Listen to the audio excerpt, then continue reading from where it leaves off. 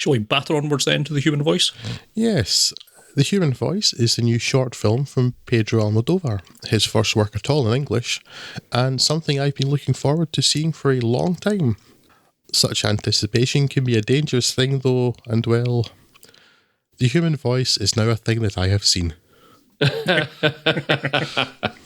Based loosely on Jean Cocteau's stage monodrama of the same name, the bones of which Almodovar had already adapted into 1988's Women on the Verge of a Nervous Breakdown, the work sees Tilda Swinton as a woman left by her lover of several years, awaiting his arrival to collect his belongings and enjoy a final goodbye, only to be made to make do with a phone call, of which we hear only one side.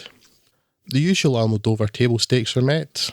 The film's absolutely luscious, with wonderful saturated colours, dominated by reds and oranges, and the acting is excellent. Tilda Swinton, an actor I've never much cared for, but have greatly warmed to in recent years, is captivating, and despite the incredibly interesting set she's in, an apartment revealed to be inside of a soundstage, suggesting her relationship is also artifice, but the apartment is full of Almodovar style, it's hard to take your eyes off of her as she talks to her unheard lover and the details of their relationship and its nature are revealed. It's intriguing. Who is this lover? What was the nature of the relationship? Who caused it to end? Was the mention of blackmail genuinely a reassurance or a veiled threat? Swinton swings from bleak despair to anger to pleading to introspection, eventually covering roughly the traditional 5 stages of grief in the compressed time frame of this one emotional, cathartic phone call. Just her. A great performance in a beautiful film. And yet, I don't care. This short is definitely not passing Scott's Garth Marenghi test, as it's full of subtext and metatext. For a 30-minute film, it's incredibly dense, and students of film could pore over this. And maybe they should. I just wish I could say I wanted to join them. Awesome dog out of 10. That's a bummer. I forgot to look for this to steal it, so I didn't watch it, and now I kind of feel like I don't want to, which is...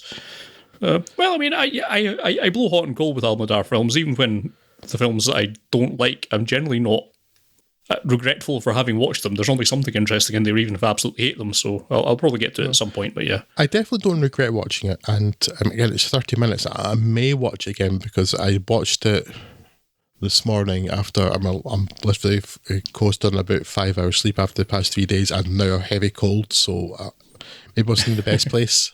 But I couldn't find anything in it, but it just looks so lovely. And say for 30 minutes, a thing that looks really nice, you could do worse. I mean, I've been wanting to see this for ages, and after we spoke about it last week, Scott, the next day it was on HBO Max. So, oh, I can finally watch it now. So that's good, because didn't seem to be available anywhere. So yeah, it looks lovely, and because it's so...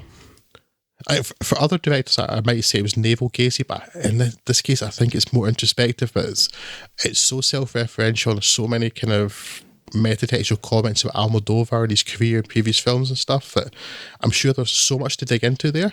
But I was watching this like, and don't really care to. Something that may change, but I don't regret watching it again. It's hard to find a 30-minute film you'd regret watching, I think. Yeah, but maybe one for the scholars.